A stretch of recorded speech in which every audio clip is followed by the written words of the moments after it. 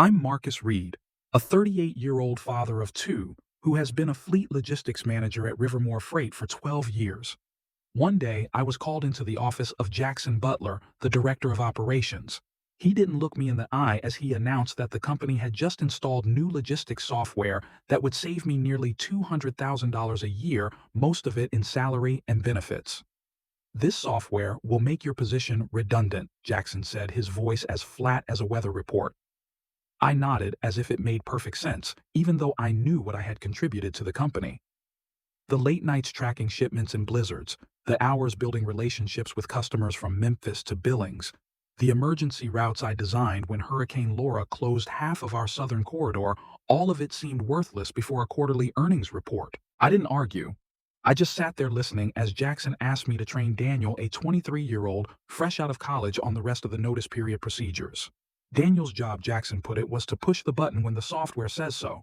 I said no problem, as calmly as if I were agreeing to deliver a small order. But when I left the office that afternoon, I took something with me, a folder containing routes I had optimized myself over the years. Routes based not just on GPS data, but on real-world experience, like avoiding speed traps on Thursdays on Highway 16. Or knowing that Coldstream's terminal manager wouldn't pick up deliveries during lunch, no matter what the schedule said. No one asked about the folder. I put it in my bag and left. Coworkers came to say goodbye, awkward handshakes, and empty promises to stay in touch. Only Elaine from the dispatch department seemed genuinely upset. "Who am I going to call when things go wrong?" she asked, her voice filled with frustration. I reminded her about the software, 20% more efficient, remember? Elaine rolled her eyes. "That thing doesn't know what to do when the Murphy dairy shipment arrives at the same time as the Coldstream meats truck. You know Murphy's tanks leak if they sit too long." I patted her on the shoulder, telling her that the software would surely figure it out. But deep down, I didn't believe it. On my way out of the building, I passed the conference room. Through the glass, I saw Jackson presenting the executive team with colorful charts of cost savings, efficiency improvements, and return on investment. I wondered if they had considered the cost of losing 2 decades of relationships I had built with customers all over. I didn't slam the door, didn't make a fuss. I just walked to my truck, put my kit in the passenger seat, and drove home. But deep down, I had a feeling that this story wasn't over. No, it was just beginning. I started working at Rivermore Freight when the company had 8 trucks and a dream. The founder, Mr. Rivermore, interviewed me personally. "This company is based on relationships and trust," he said. "Technology changes, but people don't. Remember that." Those words stuck with me as I built a logistics system from scratch. Each customer had their own needs. Coldstream Meats needed deliveries by 4 a.m., so their meat cutters could prepare for rush hour. Murphy Dairy required their tanks to be unloaded within 30 minutes of arrival, or the pressure valve would leak. Greenfield Produce needed a route away from diesel-smoked highways to protect their organic produce. I know these details because I spent years learning, building trust. But when the old man Rivermore retired 5 years ago, his son Trevor took over. Trevor, with an MBA from Northwestern, talked about disruption and leverage. That's when things started to change. First came the consultants, then the cost cuts, then the glossy reports on automation. I watched it all but kept my head down. The drivers trusted me. The customers respected me. I thought there was value in that. My wife Catherine saw the change before I even acknowledged it. "They're cutting you out," she said one night when I told her about the new software. "You should start looking elsewhere." I brushed it off. "No one understands this system like you do. The software needs human oversight." But the signs were clear. The quarterly meetings where I used to present logistics numbers were now run by the technology team. My emails to Trevor went unanswered. Jackson began making fleet management decisions without consulting me. 2 weeks before I was fired, I got a call from Thomas Hayward, the operations manager of Oxwell Industries, Rivermore's main competitor. "Just checking in," he said casually. "I hear Rivermore is making changes. If you want a coffee, just let me know." I said I was fine, loyal to the end. But the morning they fired me, when I called Catherine from the parking lot, she wasn't surprised. "What are you going to do now?" she asked, her voice simple but filled with concern. "Let's get some rest, then we'll figure it out," I replied. But that night, after the kids were asleep, I pulled out my route folder from the office. Routes that the software would never understand because they weren't based on distance or fuel efficiency alone. They were based on knowing that Officer Benson always set speed traps on Highway 16 on Thursdays. or that Coldstream's yard manager needed military precision. I called Thomas Hayward. 2 weeks later, I was sitting in a small diner called Lenny's Diner, a cup of coffee in front of me and my laptop open. I had been tracking Rivermore's deliveries through old contacts at the customer's facility. The situation was not good. Murphy Dairy had recorded 3 late deliveries in 10 days. Coldstream reported a shipment that had been left unrefrigerated for 45 minutes because of a yard scheduling conflict. Greenfield Produce found its organic lettuce spoiled after the truck crossed the highway. I always avoided the heavy industrial emissions. I wasn't happy about it. These were people I'd worked with for years, but I wasn't surprised. My phone buzzed. A text from Elaine today was a disaster. The system put 3 trucks in the same dock. Murphy's shipment is 2 hours late. They're angry. Another from Joe, a veteran Rivermore driver. New system has me going through downtown Denver during rush hour. 90 minutes. No one to call to change it. I didn't respond to either text. It wasn't my problem anymore, but I made a note in my spreadsheet tracking the pattern of Rivermore's failures. The doorbell rang. Thomas Hayward walked in, saw me, and sat down on the bench across from me. "Thanks for calling," he said, ordering coffee as the waitress walked by. "I was hoping to hear from you." I closed my laptop. "I don't want to burn bridges, just weighing my options." Thomas shook his head. "I didn't ask you to, but Oxwell needs people who understand logistics from the ground up, not just from algorithms and data. Don't you use automation?" "We do," Thomas said, "but as a tool, not a replacement. Technology doesn't build relationships. It doesn't understand why the Murphys insist on Monday morning deliveries when Wednesday would be more efficient, or why Coldstream's yard manager needs absolute precision." I looked at him, trying to read his intentions. "So what are you offering?" "Consulting to start," Thomas said. "Help us better understand our customer relationships. Later, maybe a permanent position." I thought about the 12 years of knowledge I had brought out of Rivermore in a cardboard box. About software that couldn't understand the nuances I'd learned through thousands of hours of problem solving and relationship building. "I won't share proprietary information," I said finally. Thomas nodded. "No need for that. Just help us understand what customers really need, not what the algorithm thinks they need." Through the cafeteria window, I saw the Rivermore headquarters building in the distance, glass and steel reflecting the afternoon sun. "When can I start?" I asked. Thomas smiled. How about now? I didn't feel gloating or betraying Rivermore. They had chosen their path. I was choosing mine. As I opened my laptop and began to explain the real needs of clients like Murphy and Coldstream, a quiet determination replaced the pain and confusion of the past few weeks. I wasn't done. I was just getting started. A month into my consulting stint with Oxwell, I got a call from Jackson Butler. "We need to talk," he said, his voice strained. "Some clients are asking for you specifically." I was in my home office reviewing Oxwell's delivery protocol for temperature-sensitive items. Through the window, I could see the kids playing in the backyard, enjoying their summer vacation. "I'm not working for Rivermore anymore, Jackson." "Listen," he said, lowering his voice. "The transition hasn't been as smooth as we had anticipated. We're willing to bring you back as a consultant to work through some of the issues." I leaned back in my chair. "Software issue. Just a minor tweak," he insisted. "Nothing serious. Trevor has approved a very competitive consulting fee." I thought about the data I had been tracking. Rivermore had lost 8% of its on-time deliveries in the past month. Customer complaints were up 40%. 2 small accounts had left. "Send a written proposal," I said. "I'll consider it." Catherine found me still at my desk an hour later. "Rivermore called," I nodded. "They're having trouble." She perched on the edge of the desk. "And nothing," I said. "I'm doing well with Oxwell." "But you're tempted," she remarked. I was tempted. After all I had built that system. The customer relationships meant something to me. Maybe I could help both companies. Catherine raised an eyebrow, but said nothing. The next morning, I drove to Rivermore to meet them. The receptionist didn't recognize me and directed me to the conference room where Jackson, Trevor Rivermore, and Daniel were waiting. Marcus Trevor said, standing up to shake my hand, smiling brightly now that they needed me. "Thanks for coming." "Let's get to work," I said, sitting down.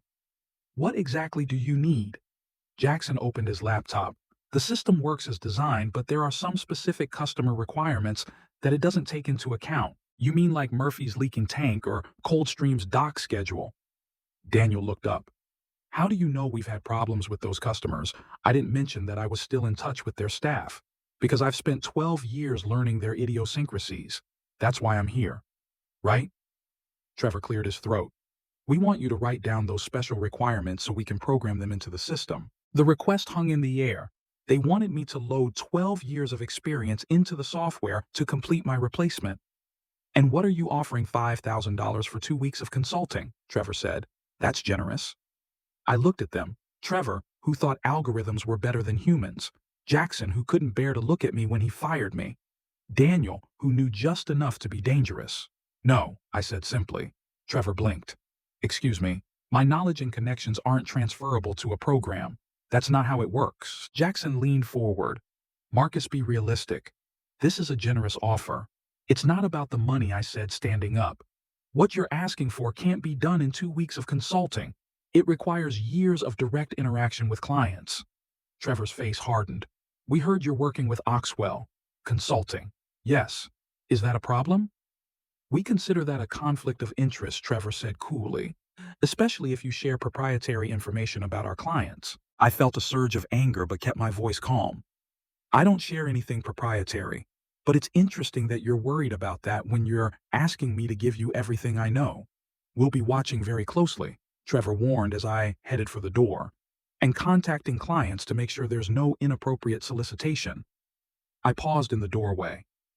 Perhaps you should be more focused on keeping your clients happy than worrying about what I'm doing. Just a suggestion. As I crossed the parking lot, my phone buzzed. It was a text from Catherine. How was the meeting? I texted back. They're scared. 3 weeks later, I was at Oxwell's main facility tweaking cold chain protocols when my phone lit up with Elaine's number.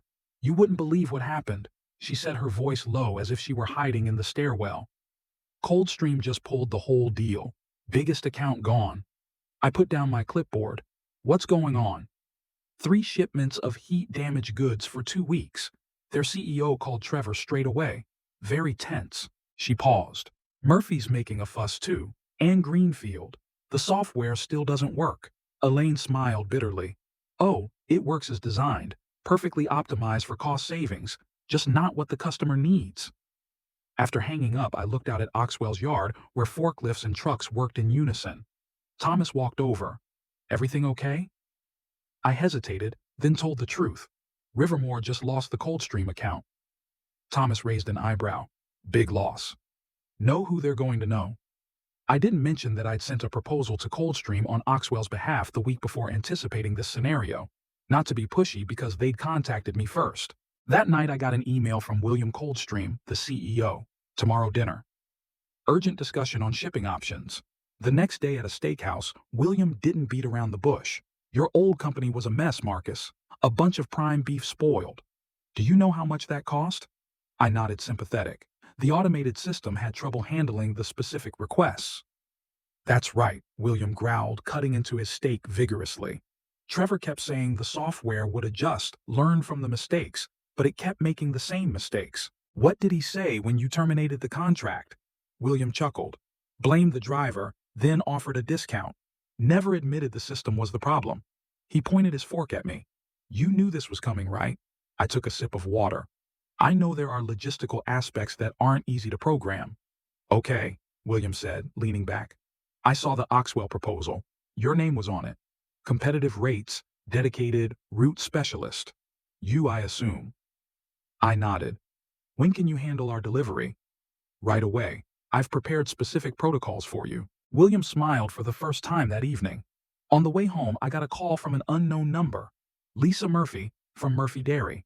Marcus, we've got a serious problem with Rivermore. I hear you're in Oxwell. The following week, Greenfield Produce called then 2 smaller clients. I didn't initiate contact with anyone. No need to know. They knew where to find me. When I told Thomas about the list of former Rivermore clients who wanted to move to Oxwell, he just smiled. Must be pushing for that permanent position we talked about. That Friday, I drove past Rivermore headquarters. Through the glass, I saw people working late in crisis mode. I felt a little sorry for the employees who had nothing to do with the decision to fire me. But then I remembered Jackson's words, this software makes your position redundant. They had bet everything on technology, forgetting that logistics is more than algorithms and efficiency. It's people relationships, things that software can't understand. I wasn't looking for revenge, but when the opportunity came, I couldn't turn it down. 3 months after I was fired, Oxwell signed 6 former Rivermore clients, including the 3 biggest accounts, Coldstream Murphy and Greenfield. My new office has windows. I stood in Oxwell's expansive control center, watching the logistics system I had designed in action. The screen showed optimized routes, but also highlighted driver notes and customer preferences, human factors that Rivermore software had overlooked. Elaine walked over with a tablet. Murphy Dairy just sent out the shipment forecast for the quarter. Up 15%, she said. Make sure James knows about their pressure valve issue, I reminded her. He'll be handling their accounts while I'm on vacation next week. Catherine and I were taking the kids to Yellowstone, my first real vacation in years. Ironically, my layoff had ultimately led to a better position, a higher salary, and a better work-life balance. Thomas joined us in the control room, surveying the organized chaos with satisfaction. Just talk to the board, he said. The numbers this quarter are great. They specifically mentioned customer retention. I nodded. Not only had we retained all of Rivermore's old customers, we'd added a dozen new ones thanks to our reputation for reliability. Our people-centric approach to logistics is paying off, Thomas said, patting me on the shoulder. Your instincts are right. That afternoon, I passed the loading dock where a new shipment was being prepared for Coldstream Meats. The driver, one of our veterans, was reviewing the special handling instructions I'd helped write down. Ready for tomorrow morning's load, Sam? I asked. He nodded. Route planned avoiding the construction zone on Highway 16 even though the GPS keeps sending me there. Trust your judgment, I told him. Software assists, not decides. As I walked to the truck at the end of the day, I paused to look back at the facility. The software that was supposed to make me redundant had finally proven that some things couldn't be automated. Relationships experience judgment. In trying to replace me, they had only proven that the human element couldn't be replaced. I wasn't looking for revenge, but I had found something better. Validation. But the story didn't end there. As Oxwell continued to grow, I began to receive more calls from other companies in the industry, curious about how we had achieved success. One day, I received an email from a small logistics company in Kansas City that was struggling with its own automation system. We hear you're the guy who can fix what technology breaks, the CEO wrote. I smiled as I read that. Not because I was proud, but because it reminded me that what I learned at Rivermore and what I built at Oxwell is a lesson that an entire industry is starting to recognize. I agreed to meet with them, not for the money, but because I believe that logistics is better when people and technology work together, not against each other. During the meeting, I shared a story from early in my career when I was a young driver delivering to a small slaughterhouse in Nebraska. The owner, an old man named Hank, always demanded deliveries at 5 a.m. sharp, no earlier, no later. I thought it was odd until one day he invited me in for coffee and explained if it comes early, I'm not ready and the meat sits out. If it's late, I miss my morning customers. Exactly what I need. From there, I learned that logistics isn't just about moving things, it's about understanding what matters to customers. Hank's story resonated with the CEO in Kansas City. We've been trying to force customers into our system, he admitted. Maybe we need to listen more. I nodded. Technology can tell you the fastest way to get to your destination, but only humans know why that destination matters. As I continued to work with other companies, I noticed a pattern. Companies that rely too much on automation often lose what makes them special, the personal connection to their customers. I think of another case, of food delivery in Ohio, where automated software was scheduling deliveries at times that didn't work for the small restaurants they served. One restaurant owner, Maria, called to complain, I don't care if your system says 2 p.m. is optimal. My customers come in for lunch at 11 a.m.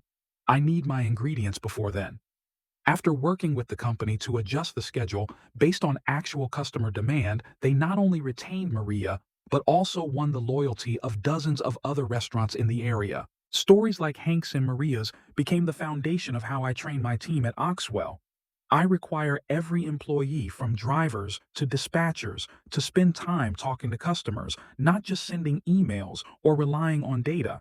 Data tells you what's going on, I tell them. But customers tell you why it's important.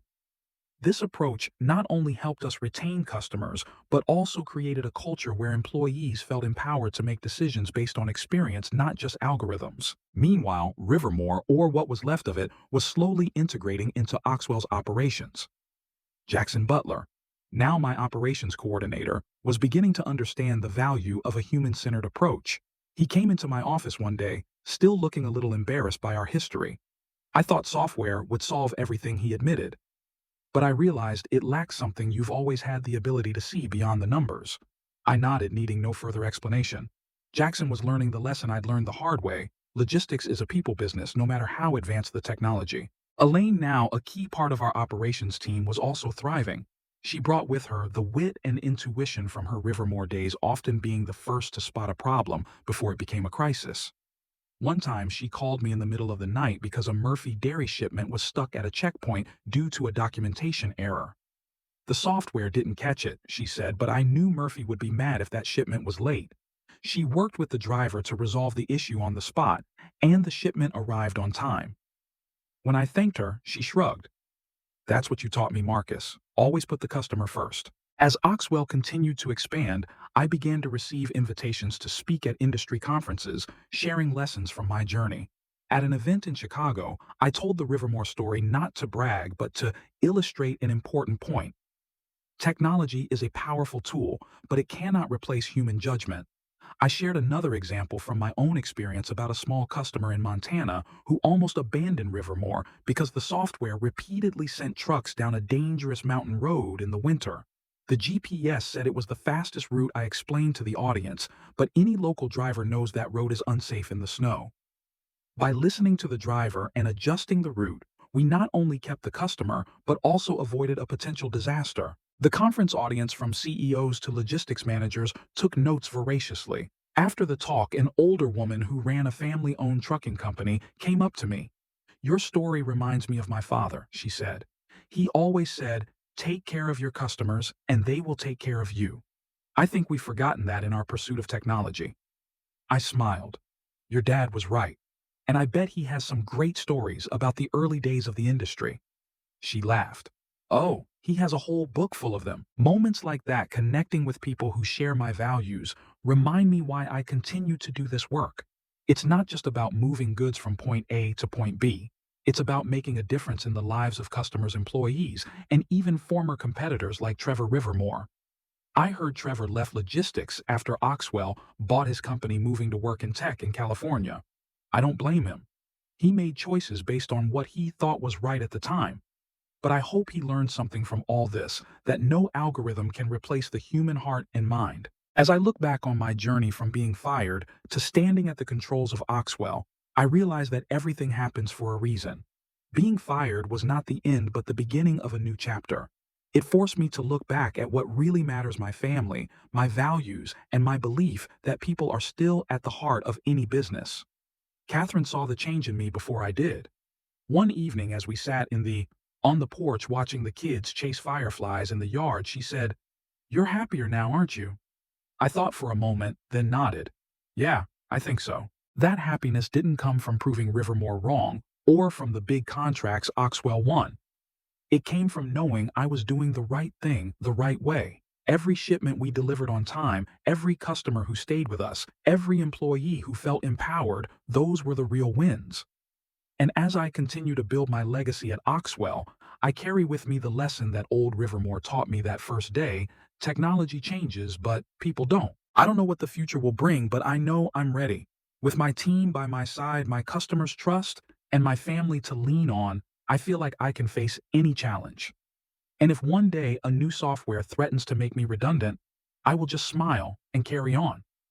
Because I have learned that no algorithm can replace what I bring to the table, and that is my greatest strength. I stand in my office in Oxwell, overlooking the docks where trucks are neatly lined up ready for early morning deliveries. The early morning sunlight streams through the windows, highlighting the sticky notes on my desk. Reminders of special requests from customers, like Coldstream Meats needing extra padding in their containers to prevent them from colliding, or Greenfield Produce wanting their drivers to double-check the temperature before leaving the dock. Such small details, seemingly insignificant, are what make the difference. They are proof that logistics is not just a science, but an art, the art of caring and understanding. It's been more than a year since I left Rivermore Freight, but the memory of the morning I was fired is as clear as yesterday. I don't hold grudges, but I can't deny that every success at Oxwell has had a tinge of validation. Not because I wanted to see Rivermore fail. In fact, I did everything I could to save what was left of it through the acquisition, but because I had proven that people, not machines, were at the heart of the business. And as I continued to build the logistics system at Oxwell, I carried that lesson into every decision, every conversation, every shipment. One morning, as I was reviewing my fleet performance report, Elaine walked in, a mug of coffee in hand and a sly smile. "You're not going to believe this," she said, setting her tablet down on the table. "Harrington Foods just called. They want to transfer all their contracts to Oxwell, another customer leaving Rivermore." I raised an eyebrow. Harrington was Rivermore's fourth largest account, or rather had been. Why, I asked, having a good guess. Elaine shrugged. "Same old story. Late shipments, wrong temperatures, and no one at Rivermore would listen when they complained. They heard you were running things here and they wanted to be on your team." I nodded, not too surprised.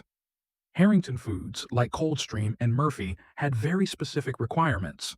They shipped premium frozen foods, and any temperature error could ruin a shipment worth tens of thousands of dollars.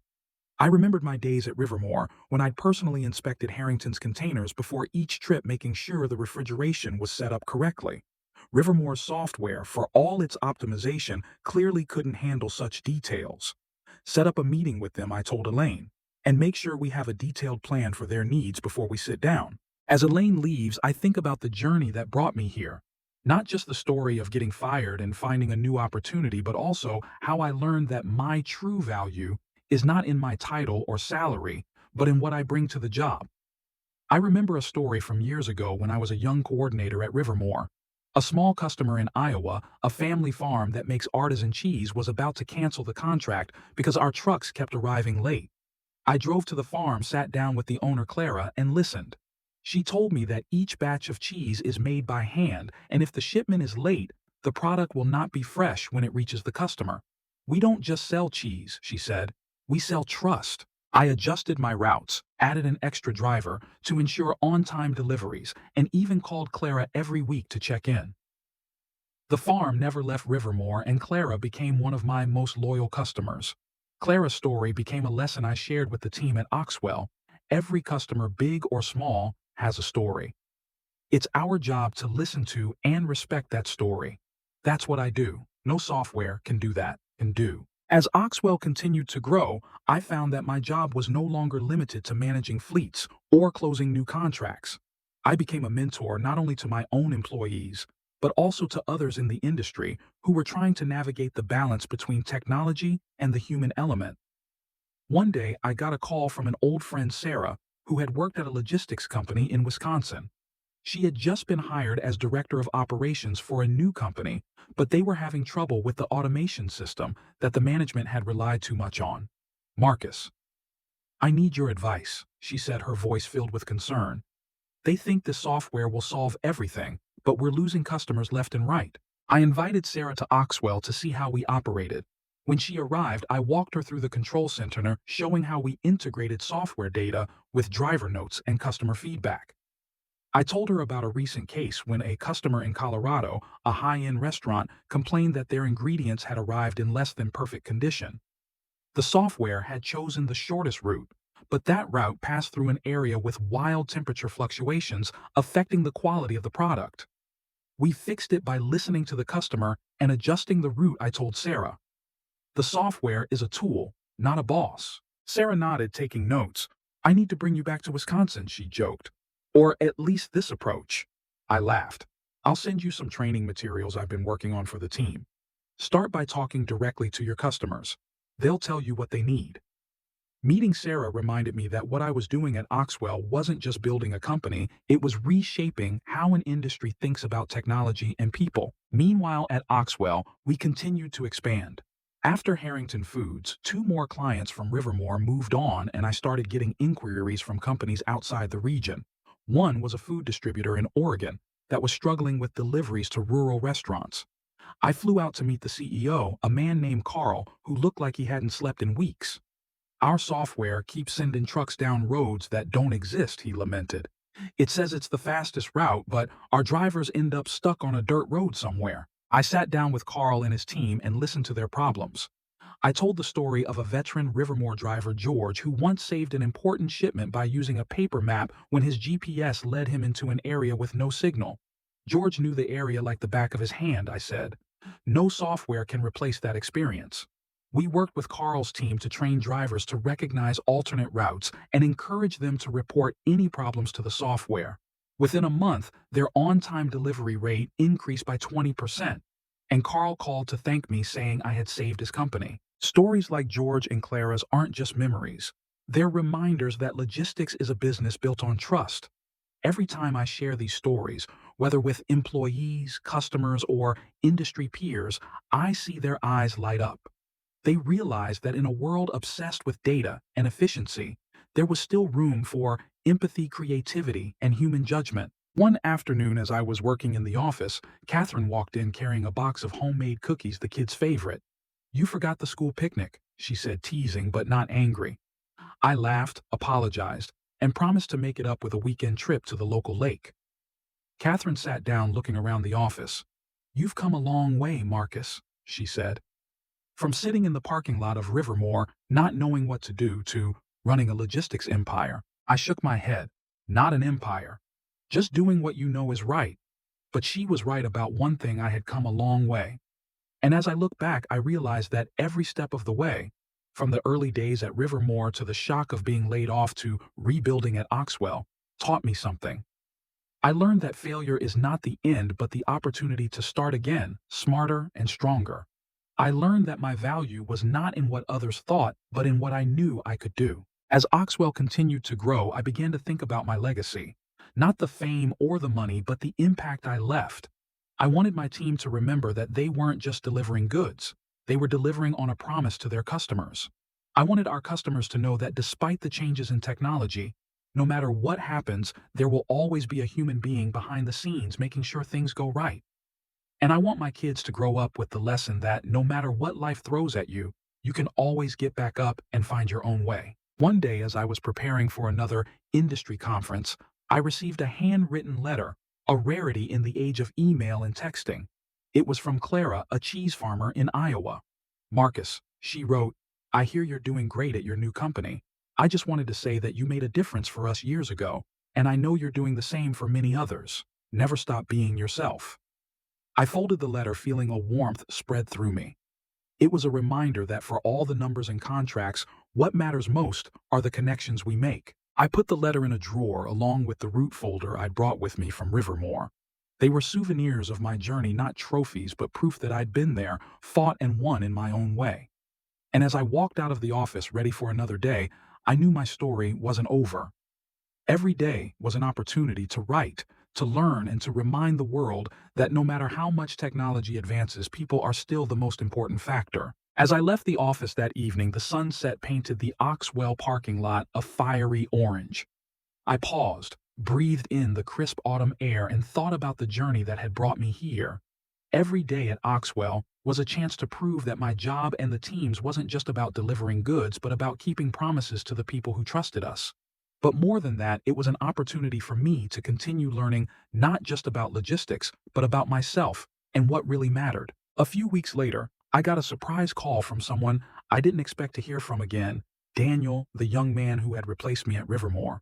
His voice was shaky on the phone, as if he wasn't sure I would respond. "Marcus, I know this might sound weird," he began, "but I need to talk to you. I just left Rivermore. Everything, everything fell apart there." I leaned back in my chair, curious but not surprised. "Just tell me, Daniel, what's going on?" He told me a familiar story, but with a new perspective. After Oxwell bought Rivermore, Daniel had been brought on to help with the transition, but the company culture had changed completely. "They kept trying to force us to do everything in software," he said, his voice filled with frustration. "But software doesn't understand customers. I tried to tell them, for example, about Murphy Dairy needing special treatment, but no one listened. They told me to just follow the system." I could hear the frustration in his voice, the way I had felt when Trevor and Jackson started prioritizing algorithms over people. "So what are you doing now?" I asked. Daniel hesitated. I'm looking for a job, and I heard Oxwell is hiring. I know I don't have your experience, but I learned a few things from you in those 2 weeks of training. Do you think I have a chance?" I smiled. remembering Daniel, a young guy, a little awkward but willing to learn. "Send me your resume," I said. "I can't promise anything, but I'll take a look." The next day, I forwarded Daniel's resume to HR with a note that he had potential, but needed more training on our human-centered approach. I didn't do it out of pity, but because I believe that anyone willing to learn deserves a chance. And Daniel, even as a button pusher at Rivermore, showed that he could see the limits of technology, a huge step up from what I saw in Trevor or the previous leadership. Daniel's contact reminded me of another story from my early days at Rivermore when I was a new hire with little more than enthusiasm. A veteran driver named Walt took me along on a delivery to a warehouse in Missouri. On the way, he told me about the time he saved a shipment of fruit by calling the customer directly when the GPS led him onto a flooded road. The software or the radio or whatever Walt said, they're just tools. Your mind is the deciding factor. Walt has long since retired, but his lessons live on in the way I work. And now, in the way I train people like Daniel. Meanwhile, things at Oxwell were getting busier. We had just signed a new client, a supermarket chain in Minnesota, with complex fresh food delivery requirements. I spent the week working with the team building routes that were not only fast, but also guaranteed to deliver the product. One afternoon, as I was meeting with the drivers to explain the plan, one of them, Maria, raised her hand. "Marcus, I know you said we need to avoid Highway 35 because of traffic," she said, "but I've been running that route for years. There's a shortcut through a small town that the GPS doesn't know about that can save 20 minutes. I smiled. "Let's check that route and report back. If it works, we'll add it to the plan." Maria nodded clearly, pleased that her input had been heard. That moment reminded me why I love this job. It's not just about getting the job done, it's about building a team where people feel like they have a voice. I thought about a similar situation a few years ago when a young driver in Rivermore, Jamal, discovered a side road near Memphis that avoided rush hour traffic. I put that route into the system and Jamal became one of our best drivers. But under Trevor, contributions like Jamal's were ignored because the software supposedly knew better. The result, Jamal left the company 6 months before I was fired, and he's now working for a competitor in Tennessee. I reached out to him recently, inviting him to join Oxwell. "Give me a week to think about it," he said, but I could hear the excitement in his voice. As Oxwell continued to expand, I started getting more and more invitations to share my story, not only at industry conferences, but also on podcasts, and even a local TV show in Denver. During one taping, the host asked me what helped me get through the shock of being fired. I thought for a moment, then told of a moment I had with Catherine right after I left Rivermore. We were having dinner, and the kids were arguing about who got the last piece of pie. Catherine looked at me and said, "You didn't just lose your job, Marcus. You have an opportunity to show kids how to bounce back from failure." That statement changed my perspective. I realized that my story wasn't just about logistics or technology. It was about resilience, about showing the people I loved that you can face any challenge if you don't give up. The story of Catherine and the kids resonated with the television audience. After the show, I received dozens of emails from viewers, mostly older people, telling me about times when they had been laid off or felt they had been surpassed by technology. One man, Harold from Ohio, wrote that he had been a newspaper printer for 30 years before automation took his job, but I learned how to fix those machines, he wrote, and I make more money than I ever did. Your story reminds me that we can always find a way. I responded to Harold, thanking him for sharing and inviting him to coffee if he ever came to Denver. Connections like that, however small, are what kept me going. Meanwhile, at Oxwell, we faced a new challenge. A major winter storm was approaching, threatening to shut down routes across the Midwest. I convened the team to plan a response drawing on my experience from my Rivermore days when I had dispatched shipments through snowstorms. I told them about a time 10 years ago when a sudden storm closed Nebraska highways, and I worked through the night to find alternate routes, calling drivers to make sure they were safe. Software can predict the weather, I told the team, but only we can decide how to keep our goods and people safe. We split the tasks, with Elaine leading the dispatch team and me overseeing the important routes. One driver, Tom, suggested taking a little-known route through a small town in Iowa where he grew up. "GPS doesn't like it," he said, "but I bet it'll work." I gave Tom the thumbs up, and he was right. The route helped us deliver a big customer on time despite the storm. When I called to thank Tom, he laughed. "This is why I love working for you, Marcus. You really listen." The storm was a big test, but we survived, and Oxwell's reputation for reliability was further cemented. A customer, A director of a Minnesota supermarket chain emailed me afterward saying that our competitor had lost 3 shipments in the storm, but theirs arrived on time and in perfect condition. I don't know how you do it, he wrote, but I'm glad to be on your team. I forwarded the email to the rest of the team, reminding them that their hard work had made a difference. As the winter wore on, I began thinking about expanding Oxwell into new areas, perhaps California or Texas. But before that, I wanted to make sure my team was ready. I organized a training program inviting drivers and dispatchers to share their experiences, just as Walt had taught me. One afternoon during a training session, Elaine told the story of the time she handled an emergency shipment for Murphy Dairy when software accidentally sent a truck to the wrong city. I called the yard manager at 3 a.m., she said, drawing laughter from the room. He wasn't happy, but we fixed it and delivered on time. Elaine's story became a lesson: always double check, even when the technology says everything is fine. Moments like these, when my team shares and learns from each other, are what I'm most proud of. I think of an old mentor of mine, Mr. Jenkins, who ran a small trucking company in Kansas. He always said, "A good team is like a family. They argue, they laugh, but when times get tough, they're there for each other." Oxwell has become that family for me, and I know that no matter what challenges the future brings, we'll get through it together. One evening, as I was having dinner with Catherine and the kids, my daughter Sophie asked a question that stopped me. "Dad, why do you love your job so much?" I looked at her, then at Catherine, who smiled as if she knew the answer before I did. "Because I get to help people, honey," I said. "Every shipment we make is a promise, and I like to keep promises." Sophie nodded, as if that made perfect sense, and I realized that, in a way, I was teaching my daughter the same values that old Rivermore taught me: honesty, hard work, and always putting people first. As I continue my journey at Oxwell, I know that there will be more challenges, new technology, new competitors, and perhaps even new storms. But I also know that I am ready. With my team, the support of my family, and the lessons of my past, I feel like I can do anything. And if someday someone tells me that software makes me redundant, I'll just laugh and keep going.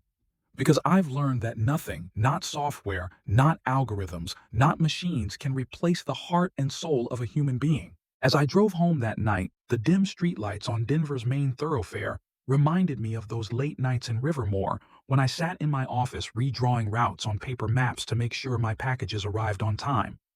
Even with all the touchscreens and advanced software I have now, the satisfaction of a perfectly delivered package remains the same.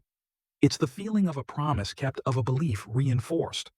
And as I turned onto the driveway toward my house where Catherine and the kids were waiting, I knew that I wasn't just doing it for myself, but for them, my family, my team, and the customers who put their trust in us. The next morning, I woke up early, made a cup of coffee, and sat at the kitchen table to catch up on emails. A message from Thomas Hayward caught my attention. "Marcus, we just got an inquiry from a potential client in Texas. They want to meet in person. Can you fly to Dallas next week?" I sipped my coffee, feeling a surge of excitement. Texas was a big market with its own opportunities and challenges. But more than that, it was a chance to bring Oxwell's human-centered approach to a new region. "Book me a ticket," I replied to Thomas. "I'll be there." The meeting in Dallas was with a large food company that supplied restaurant chains across the South. The CEO, a man named Robert Gaines, had the air of someone who had been through hundreds of negotiations. He shook my hand firmly and got straight to the point. "Marcus, we heard about you from Coldstream Meats. They said you were the only one who understood how to handle sensitive shipments. We were having trouble with our current supplier, and we needed a reliable partner." I nodded, listening as Robert described the damaged shipments, the erratic delivery schedules, and the empty promises from their current logistics company. I shared with Robert a story from my time in Rivermore when I worked with a small restaurant chain in Arkansas. They almost canceled the contract because our trucks kept arriving late, disrupting their peak dinner hours. "I went to see the restaurant manager, a lady named Evelyn," I said. "She told me that every minute late meant a customer left. So I adjusted the route, added a stop for quality checks, and made sure the driver called before leaving.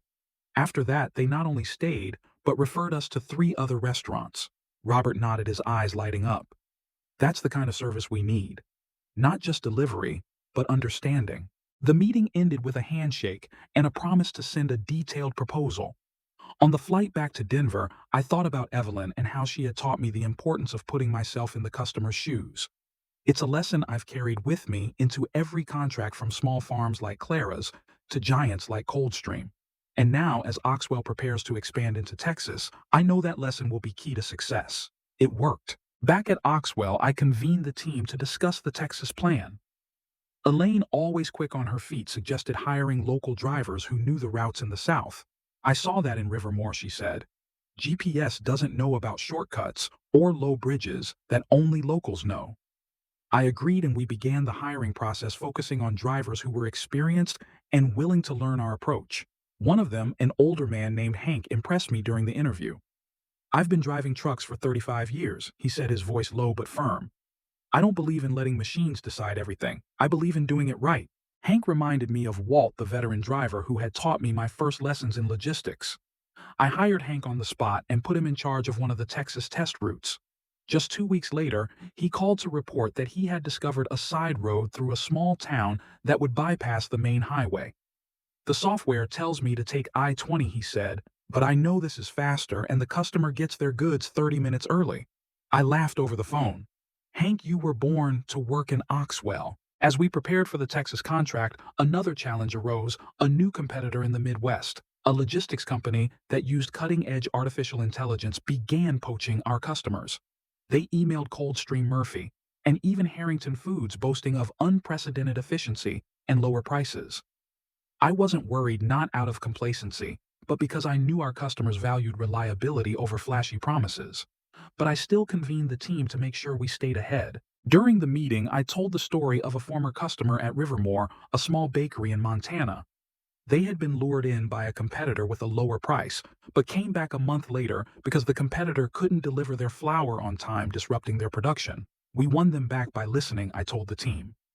"We went to the bakery, looked at their process, and adjusted our delivery schedule to fit their morning shift. That's how we keep them, not by being cheap, but by providing a service they can't get anywhere else." Elaine nodded.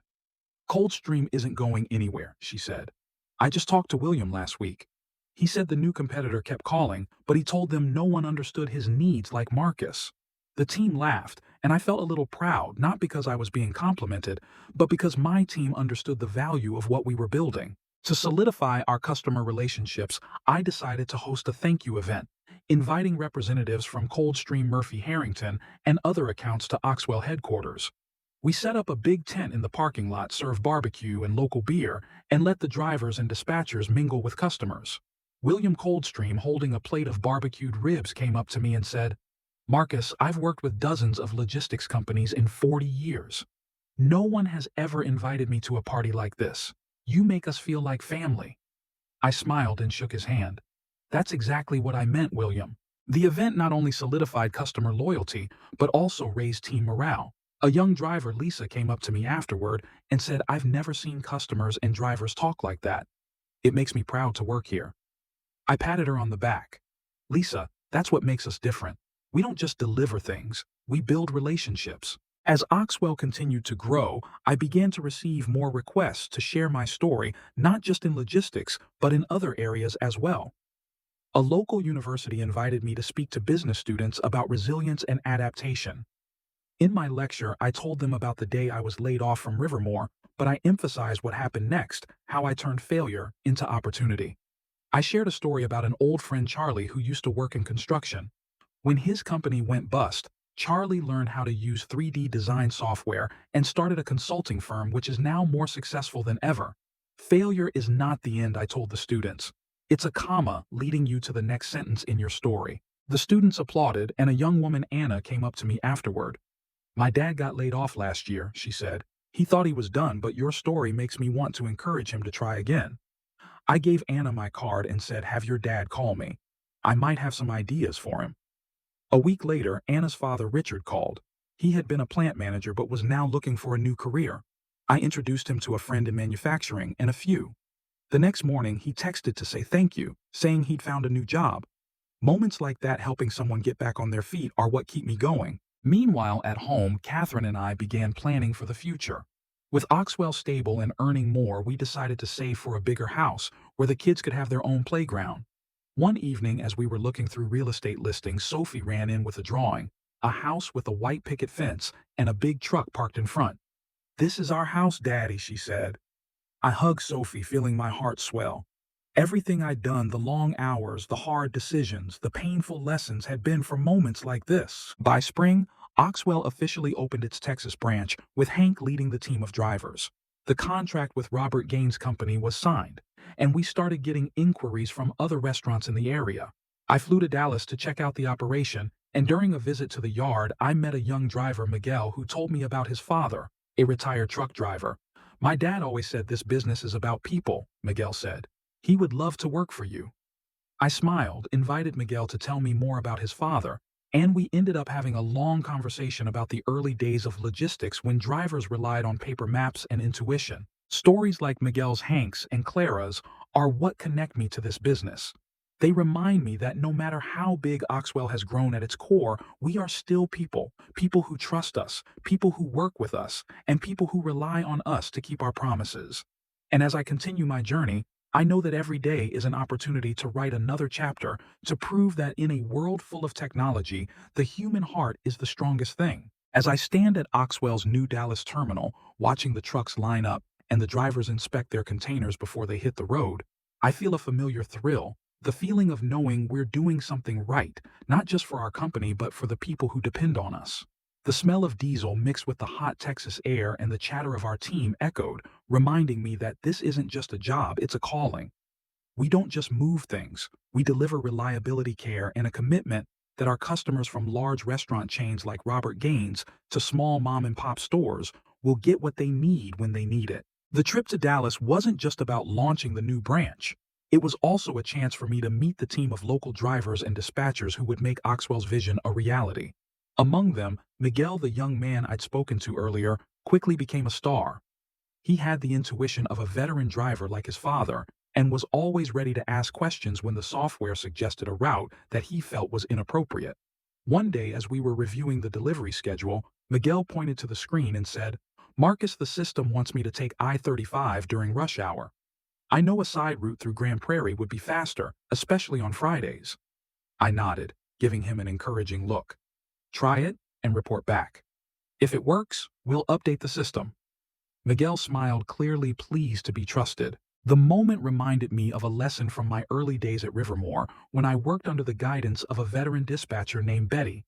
Betty had a knack for anticipating problems before they happen, and she always said, "The system is only as smart as the people using it." Once, when a shipment of vegetables for Greenfield Produce was stuck because of a highway accident, Betty quickly rerouted the truck through a rural road that the GPS had not suggested.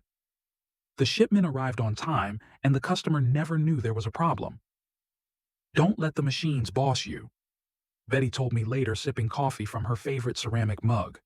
"They're here to help, not dictate." I carried Betty's lesson into Oxwell, encouraging teams like Miguel to use their experience to complement, not replace technology. Back in Denver, I got a call from Elaine, her voice full of excitement. "Marcus, guess what? We just won a contract with a food distributor in Chicago. They used to work with this new AI competitor, but after 3 failed shipments, they were fed up." I laughed into the phone. This competitor, with all its promises of ultimate automation, seemed to be repeating Rivermore's mistakes. "What exactly do they need?" I asked. Elaine rattled off a long list: on-time deliveries to high-end restaurants, strict temperature control, and a direct line to contact. "Fix any problems right away. Basically, they want you," she joked. I shook my head, smiling. "They want Oxwell. Let's set up a meeting and we'll show them how we do it." The Chicago contract was a big step, but it also brought new pressures. The city was notorious for its traffic and extreme weather, and I knew we needed to be prepared. I flew to Chicago to meet with the client, a man named Victor Russo, who ran a distribution company that supplied food to hundreds of restaurants. Victor had the air of a man who was not easily impressed, but when I explained how Oxwell combined data technology with real-world experience, he started nodding. I told him about a case at Rivermore when I worked with an Italian restaurant in St. Louis. The owner, Antonio, required fresh ingredients to be delivered at 6 a.m. sharp for his signature sauce. When Rivermore's software started messing with the schedule, I personally adjusted the routes and made sure the driver called Antonio before each trip. "He still sends me a box of homemade spaghetti every Christmas," I told Victor, making him laugh. "That's what I want," Victor said, tapping his fingers on the table. "A partner who understands that my business is about more than food. It's about the reputation of hundreds of chefs. We shook hands, and I left the meeting feeling that Oxwell had not only won a contract, but also someone who believed in our vision. On the flight home, I thought about Antonio and his box of spaghetti, a reminder that the relationships I build are more than just business. They're personal connections that last for years. Meanwhile, at home, Catherine noticed that I was working more than usual. One night after the kids were in bed, she brought out a bottle of wine and sat down with me on the sofa. "You're conquering the world, Marcus," she said, teasing but proud. "But don't forget to make time for us, okay?" I took her hand, feeling the truth in her words. Oxwell was my passion, but my family was my heart. "You're right," I said. "This weekend we're going camping. Just us, no phones, no emails." Catherine smiled, resting her head on my shoulder. "Deal." The camping trip was exactly what I needed. We pitched our tent near a lake in the Rocky Mountains, and I spent the day teaching the kids how to fish while Catherine cooked a barbecue. At night, as we sat around the fire, my son Ethan asked Dad, "Is your job a truck driver?" I laughed, explaining that my job was to make sure the truck arrived at the right place, at the right time with the right cargo. Like a logistics superhero, Sophie chimed in, drawing laughter from the family. That moment with the firelight dancing on the kids' faces reminded me that everything I did, every contract, every route, every decision was for them. Back at Oxwell, we faced a new challenge, a nationwide driver shortage, making expansion in Chicago and Texas more difficult. I convened the team to find a solution, and Hank, the veteran Texas driver, came up with an idea. "We should start a training program for young drivers," he said. "There are a lot of people who want to get into the industry, but they need someone to show them the way." I liked the idea, and we quickly launched an internship program partnering with local trade schools. I gave a talk myself, sharing the story of my first trucking job when I almost ruined a load because I forgot to check my tire pressure. "Learn from your mistakes," I told the students, "but don't be afraid to make them. That's how you get better." The internship program quickly took off, and we began attracting young drivers like Carla, a 22-year-old from Oklahoma, with dreams of becoming a logistics manager. Carla reminded me of myself when I first started, energetic but needing guidance. I assigned her to work under Elaine, and within months, she was handling complex shipments for customers in Chicago. One day, when I complimented her on her progress, Carla said, "I grew up watching my dad drive a truck. He said this job is about taking care of people. I think that's why I want to work for you." I smiled, feeling a deep connection to the values that had guided me for so many years. As Oxwell continued to grow, I received an unexpected invitation, an interview on a national radio show where I would discuss the future of logistics. During the broadcast, I recounted my journey from being laid off from Rivermore to building Oxwell into a leading company. I shared a story about a small client in Wyoming, a family-owned grocery store that was on the verge of closing because its previous supplier kept delivering late. "We sat down with them and heard their story," he said. I said, "They needed more than just food. They needed a partner who understood that the store was the center of the community. We adjusted the delivery schedule, and now they're thriving."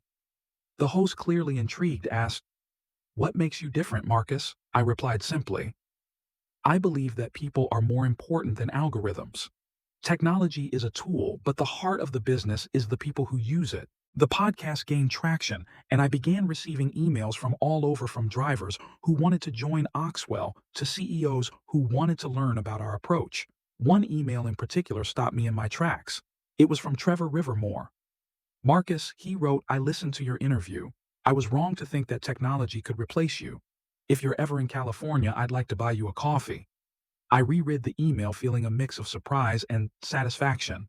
"Thanks for the invitation, Trevor," I replied curtly. "If I were around, I'd let you know." I didn't hold grudges, but I didn't feel the need to rekindle the relationship either. My journey had taught me that sometimes the best way to move forward is to leave the past behind. When summer came, I decided to spend more time with my family. Catherine and I took the kids to a local fair where Sophie won a teddy bear in a ring toss, and Ethan ate so much cotton candy that he had to sit down. As we walked through the fair, hand in hand, Catherine said, "You know, Marcus, I think you found yourself through all this." I looked at her, feeling my heart swell. "You were right all along," I said. "Getting fired was the best thing that ever happened to me because it led me here, to you, to the kids, to Oxwell. As I continue my journey, I know that the future will bring more challenges, new competitors, new technology, and perhaps new failures. But I also know that I'm ready. With my team, my family, and the lessons of my past, I feel like I can handle anything. And if one day a new software program declares me redundant, I will just smile and move on. Because I have learned that nothing, not technology, not algorithms, not machines, can replace the power of one person who believes in what they do. As I stood at the local fair holding Catherine's hand, watching Sophie and Ethan run past the colorful booths with loud laughter, I felt a deep sense of peace. The summer sun shone down, warming the air and brightening these simple but precious moments.